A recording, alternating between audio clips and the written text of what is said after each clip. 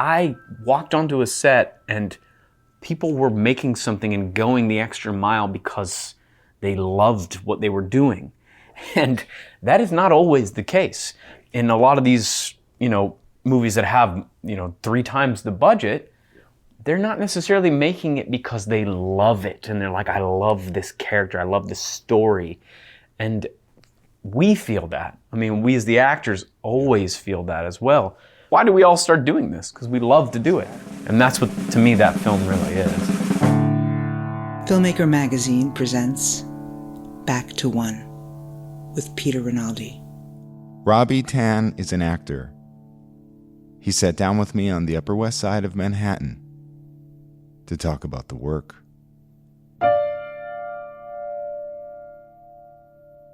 Do you have a typical way that you like to begin your preparation process when you get a new character? Yeah, absolutely. I think anytime I get a script in the past, when I first started acting, I would just jump in and try to immediately, get it down, get the lines down, try to start understanding the character and how I was going to play it just from the jump. And I think over time, particularly in the last, I would say 5 years, I try to work a lot more subconsciously.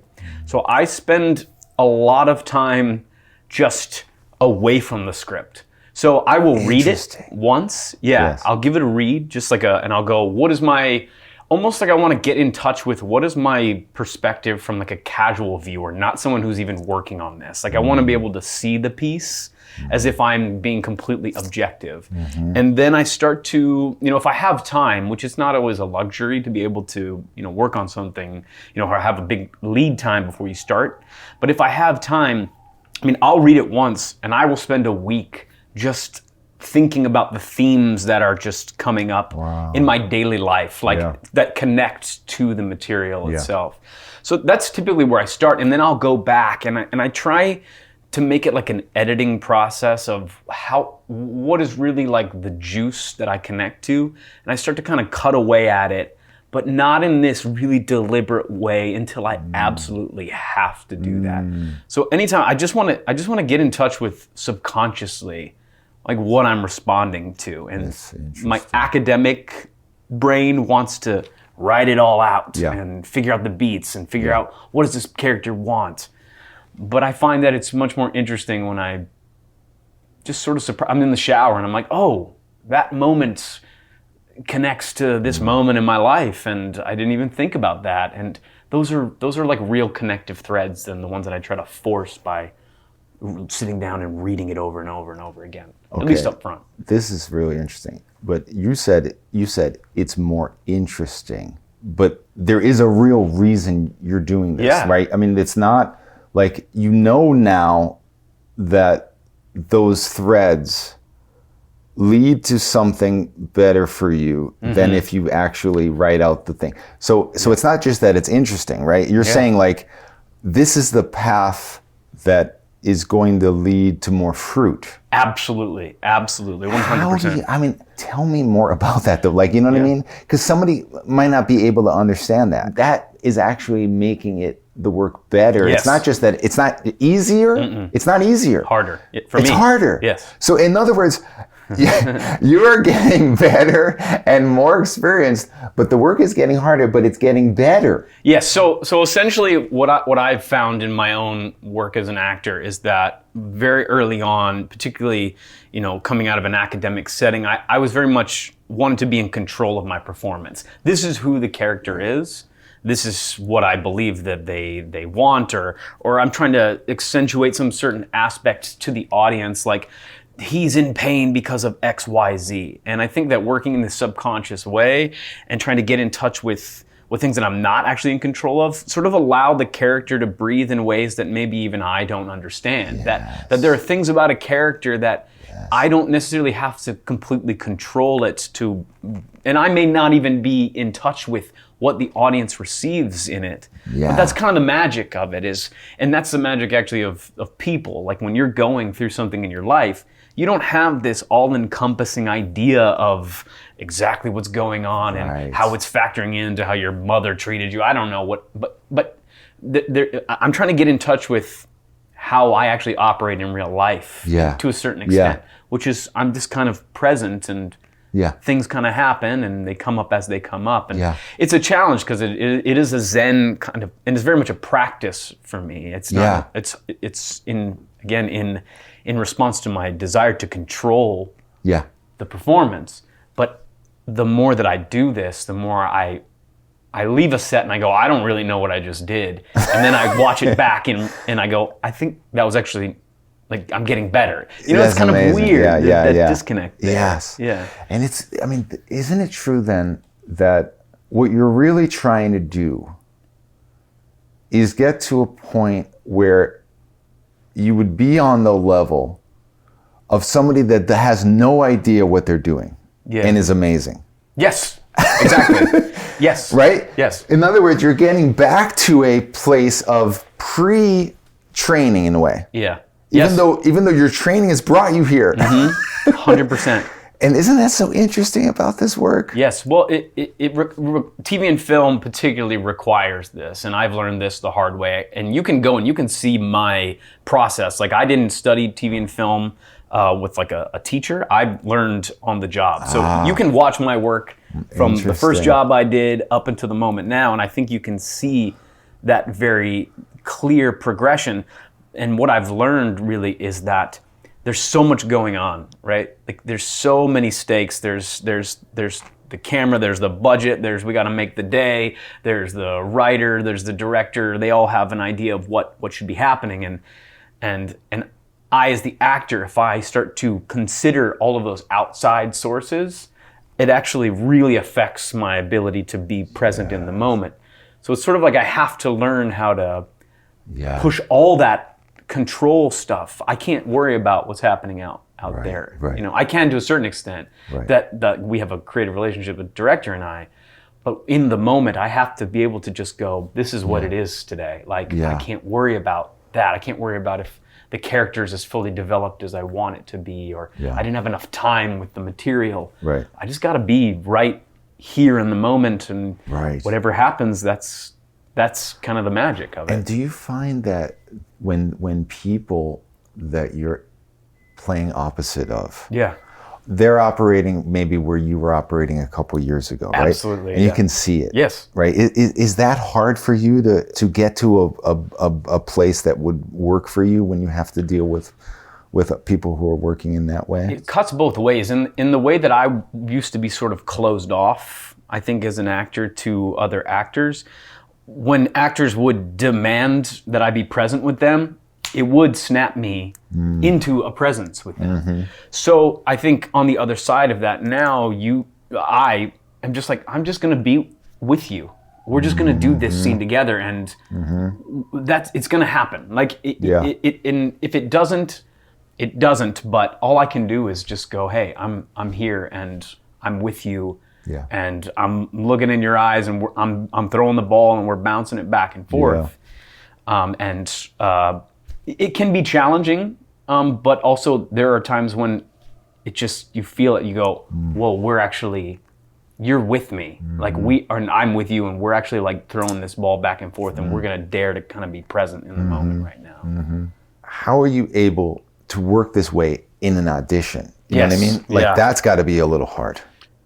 I think that it has become increasingly more of like a litmus test for where I really am in this practice, because auditioning for many years for me was thinking a lot about what they were looking for, thinking about they're probably looking for somebody who can bring out this element in this character, or they want somebody taller, they want somebody edgier, and thinking a lot about that perspective and trying to take that perspective of what they're looking for and try to be that. And I think that now, and this is probably within the last 6 months to a year that I'm really starting to get comfortable with this, is I just go in and I don't worry about what they want really anymore. Because what happens is when you go in and let's say you book a job doing what you think they want. The creative sort of symbiosis is not actually there. right? There's actually not real connectivity between a director and an actor if I'm just pretending to do something because I think you want it. But it's when I bring what I really love and believe in a role, and a director goes, I see that too. That we go, this is a match. This is like a real match. It's like dating to a certain extent. I was just going to say, my wife did a video of this because she's a therapist. Did a video of talking about this. Oh, basically, really? trying to tell women, don't like put on this thing of what you think men want. Be yourself, because ultimately, like, do you want to play that the whole time? Exactly. And have the dude be into that person that you don't want to be? Wouldn't you rather just, it's the same thing here. Wouldn't you rather just show what you can do and how you can do it, and then make them want that? Or make them want it, maybe, but maybe they will automatically be like, I've been waiting for this. Why is everybody giving me what they think they want? It's true. You sort of start to realize why directors work with certain actors all the time. It's not just because they like them on a personal level. It's because there's this, Leonardo DiCaprio and Martin Scorsese. There's actually a real like synchronicity between them. Martin Scorsese understands Leonardo DiCaprio. Leonardo DiCaprio understands the vision of Martin Scorsese. They're in lockstep, and it's a natural fit. It's not just a arbitrary, he's a star and this is a star director. And that's what you only get if you're willing to go into an audition and really just put down the version of the character that you really connect with and believe in. Because conversely, if you do the opposite, it's just the work. To me, it never really pans out. Even if you get the job, it can look. It just, when you see that disconnect between a director and an actor, it's very obvious to me. Yes. And what do you need in that relationship? Like, what ultimately at this point in your career do you realize that you need? How has this changed too? And I'm talking about just, what are the elements that you can explain? First, what I have to offer is I think that what I bring to it inherently is a lot of thought and a lot of consideration of the material and what I think the material requires, and bringing a lot of myself to the material every time. I'm always trying to bring the most personal, honest performance I can and try to fit the style of the show. And I think that for me, what I look for, what I'm attracted to in a director, and have had success with directors who appreciate that vision, also have their own really, really strong vision, and have really good, compelling arguments as to why it should be, I should make an adjustment, right? Like, and it's not a standoff. It's always a creative collaboration. Like, what I want more than anything is the best version of this movie, the best version of this character, and I want us to be working together to bring that out, right? It's like it's an active, in the moment working process with the director. I know some maybe get hands off in a on-set environment. Like, I let the actors do their thing. No, I want to know what your vision is. I want you to tell me what you think this scene is supposed to be, and we can figure it out together. On the other side of that, I don't respond to times when the fact that I have considered something deeply is just sort of thrown away without any consideration. Or I'm not offered a better vision than what I feel that I've brought. You want to be convinced out of that. Absolutely. And it's not hard, but you're not going to fight. No. But just make the point. Yes. Right. I have a strong creative vision of my own, and I want to collaborate, and I want that your vision. I like directors with a vision. Really, that's what I'm attracted to. Yeah. You have a strong idea of what you're making. Yeah. And you will fit in with that, but it's just absolutely. You just need to. They need to be clear. You're saying like you bring yourself. You try to bring so much of yourself to these roles, but what about when you're playing somebody like this motherfucker, this paparazzi motherfucker, in this Black Mirror episode? Yeah. You hate.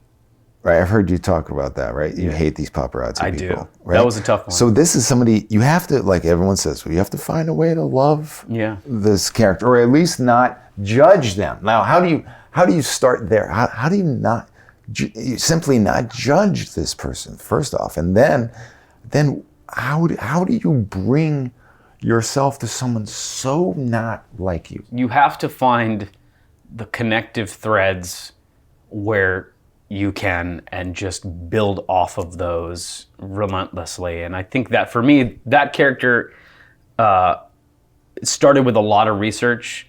Even the costume department on that show had a lot of great research that they sent me, some documentaries that I watched, and it was absolutely a practice of trying to overcome my very deep-seated like disdain for TMZ and all those gossip columns and all those things. But ultimately, what I saw that I could connect with this character is that during that time, these paparazzi guys, they felt like they were part of the industry, like they were artists, and to a certain extent. Yeah. And that was I went really hard with this guy believing he's almost like an artist, like a chaos artist. That it was something that he really had strong creative opinions about, and felt like he was really doing something that people were attracted to, almost like he's a performance artist. And to me, that helped me bring my own sense of at least not thinking of this guy as a villain, but understanding him as why he might be doing this in a way that is not him just being a bad guy, but him actually thinking of himself kind of as an artist. And that to me was the only way I could get into the head of somebody like that. Interesting. Yeah. You almost have to if you can't relate on a level of their actual being, you can relate on a way of what they want. Yeah, absolutely.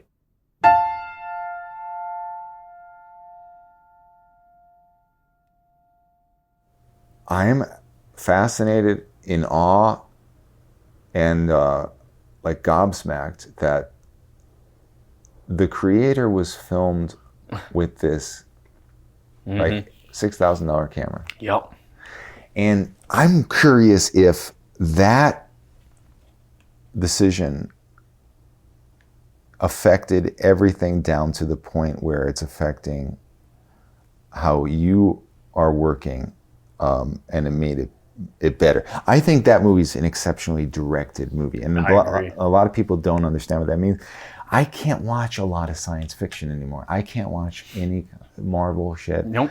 I don't like any of this shit. Like, as soon as you put that on, it's immediately like you're in a vision. You're in it. This is an artist. This is like old school, like what I want out of a storyteller. Yeah. But to hear that it was shot on this Sony camera that I can buy right now, it just stopped me in my tracks, and I was like, okay, wait. If this guy knows what he's doing and he's using this, I want to know what his rationale is. I want to know how that made it for the actors on the set. Just talk about that.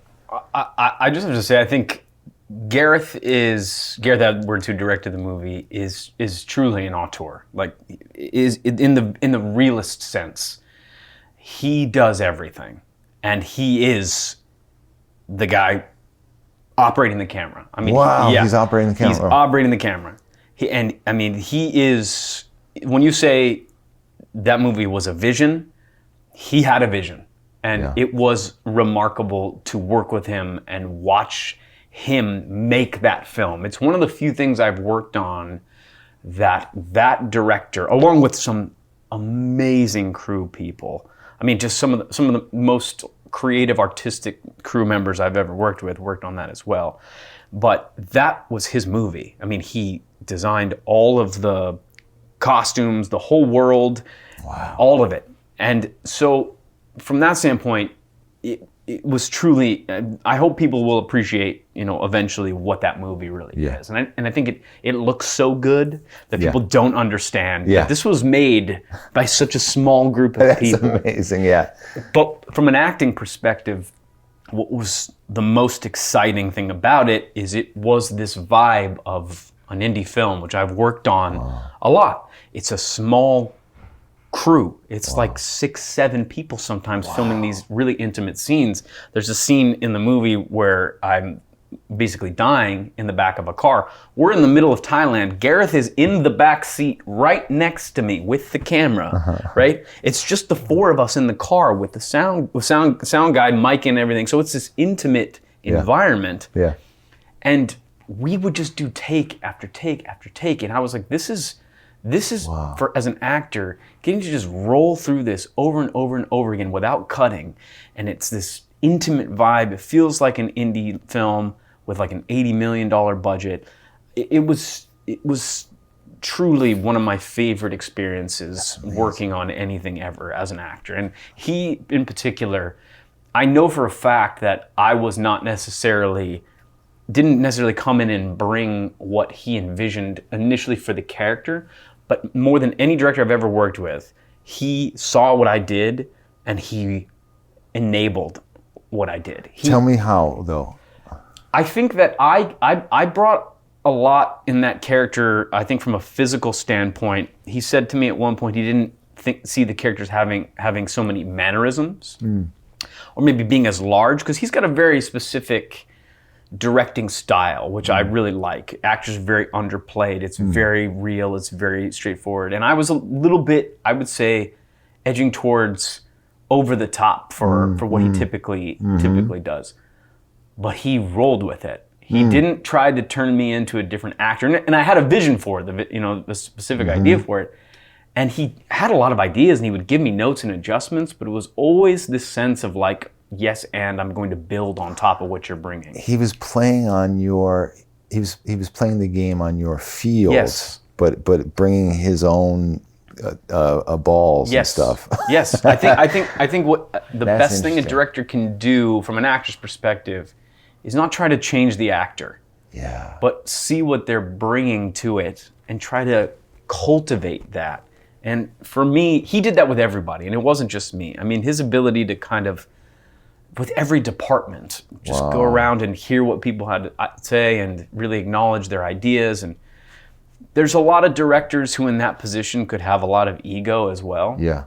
But I find that with someone like him who really knows what he's doing, there's just no ego there. There's no, with all the crazy stuff we did across Thailand, he was so kind and generous and just even keeled. And we were doing crazy drives, crazy set pieces, all on location. Like there's real skill on display in that movie when you look at how small it was and what they ended up doing. I mean, some of the things people don't even know too, probably about like all the robot stuff and like I mean, there was no real prosthetic that anyone was wearing. I'm figuring it was just like a green thing they were wearing. No, it's just dots on the face. And you have entire characters who were in costume, who were turned into robots after the fact. Those things that are like the robot heads. No green, none of that. Whoa. Those are real people walking around in like those costumes. And so it's like people don't really understand the movie that got made. And it's just a thing to hold up as, I'm sorry guys, this is the evidence here. It's not about the tool. Yeah. It's about the person using the tool. Yes. I feel like we just want to get to a place where we can allow actors to act. Yeah. We can allow time. And using that kind of camera as the centerpiece of the way we're going to do this just feels like, I'm sorry, we have evidence now. Yes. Like, stop. Yeah. Like, let's reevaluate things here. Yeah. To your point, it's made earnestly. It's made with passion and with a love for the craft and for the art's sake. And as an actor, I responded to that. Like, I walked onto a set and people were making something and going the extra mile because they loved what they were doing. Right. And that is not always the case. Right. In a lot of these, movies that have, 3 times the budget, they're not necessarily making it because they love it. And they're like, I love this character. I love this story. And we feel that. I mean, we as the actors always feel that as well. And I think that it is proof of what you can pull off if you just... why do we all start doing this? Because we love to do it. Exactly. And that's what, to me, that film really is. Right. It sounds like he was making it in the way that like we used to make films when we were really young. 100%. You know what I mean? 14 years old, and you grab your camera with the VHS camera. 100%. Running around. Yes. That was the vibe. Right? And that translates to an excitement. Yep. That you're watching it, and a aliveness. Yeah. This made a lot more money than they thought it was going to. Being a totally like fresh kind of with no help from the actors during the strike because we couldn't publicize it. So and I think it'll get a second life on when it starts. Right now I think it's on demand, but I think once it goes to the streaming services, like I think it'll have a nice second life, and it deserves it in that sense. If people want something different than what they've been getting, there's a path here. Was there a similar kind of necessity to change the way things are done on something like Mare of Easttown, where Kate Winslet comes on there as an executive producer as well? Did she set a tone about how this was going to be made and how actors are going to be able to do their work on this? 100%. I mean, it's commonly understood that the person at the top of the call sheet sets the tone for the whole thing a lot of times. And the reason why that show worked on every level was her. And it wasn't just because she's extremely nice. It's because she cared deeply about the project. And on top of that, was extremely good at being direct about what needed to happen, but also never did it in a way that denigrated anyone. And for me, as an actor who at that time, this is a huge job for me, I never felt like she was looking at me like, what is this guy doing? Which, someone's an executive producer, it's Kate Winslet, like there's a lot of intimidation factor there. She absolutely was extremely encouraging of everybody around her, encouraging of the performances around her, was always thinking about other people's performances, making sure that they got what they needed. So yes, without her setting that tone and without her sensitivity, that show would not have been what it was at all.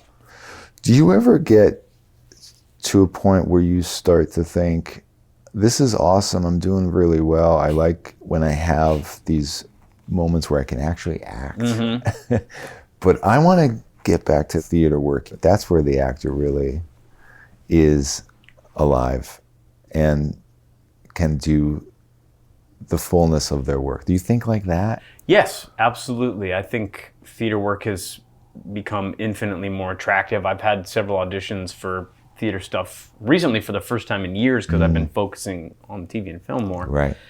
And there is absolutely a creative, a very fulfilling creative process for me that happens when I'm working on even a theater audition.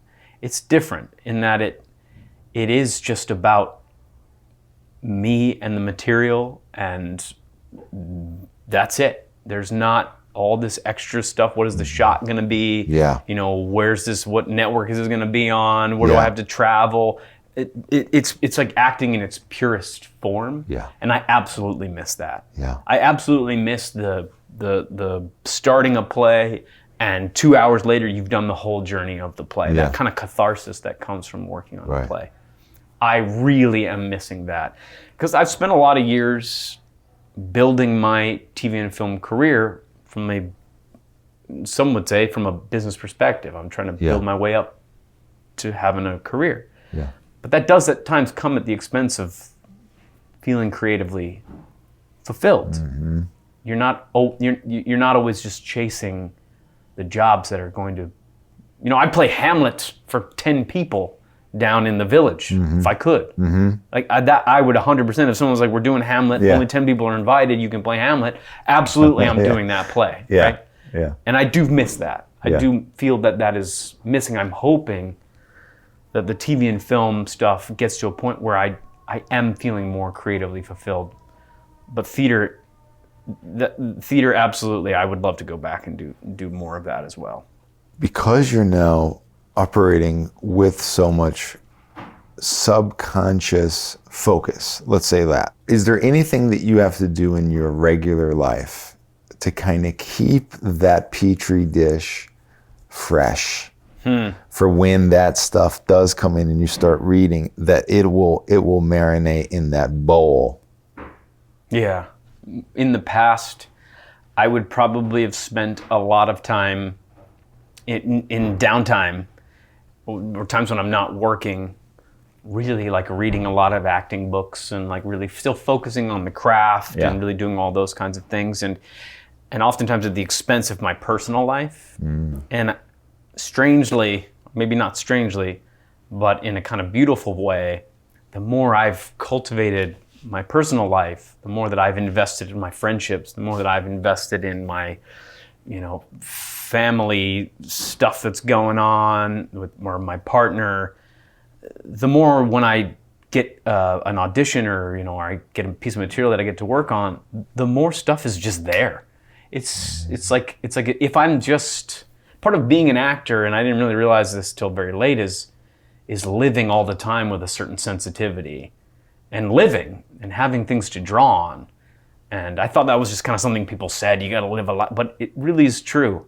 I had a friend pass away like a year and a half ago, and after a really long battle with cancer, and I didn't act really for like 6 to 8 months, and then I started getting kind of material that was like right in line with this, and it wasn't conscious, but it was all there. Do you know what I mean? And it's not like you want those things to happen so you have them for the work, but if you're really present in life and you're living it and you're going through stuff and you're really in conversation with it, when you get a piece of material that really is in line with something that's going on in your life, boy, it just cracks open in this kind of amazing way than if you were to just force it, like this is a grief piece. Well, I think about even the creator and like kind of the synchronicity between what was going on in my life at the time and what was going on in the movie, and ways in which I try to use this is during COVID. I was around my girlfriend at the time for two years. We didn't really spend a day apart, and it was awesome. It was beautiful. And COVID, The Creator was shot kind of the tail end of COVID at the start of 2022. And that was the first time we were away from each other after 2 years of being together all the time. I'm across the world in Thailand. And so there was this real, just deep, I just felt like I couldn't, things didn't make sense, like the world didn't make sense, we're not together anymore. And the character in that movie is trying to get through this war, doing anything at any cost to get back to his wife, ultimately, right? And so there's a real thing that was happening with me that I felt very strongly was connected to this material. Wow. And sometimes sometimes there's this wonderful synchronicity where you're like, that's probably why I am working on this, right? Yeah. It's because there's something that I'm just subconsciously connected to, in an audition setting. So that's always the fun thing to me. I always try to go, what's going on in my life? How do I bring it into the work I'm doing right now? Yeah. Robbie Tann, please come back on this show anytime. Absolutely, yeah, of course. Back to One is a production of Filmmaker Magazine, which is a publication of The Gotham, formerly IFP. Listen to back episodes of this podcast at filmmakermagazine.com or wherever you get your podcasts.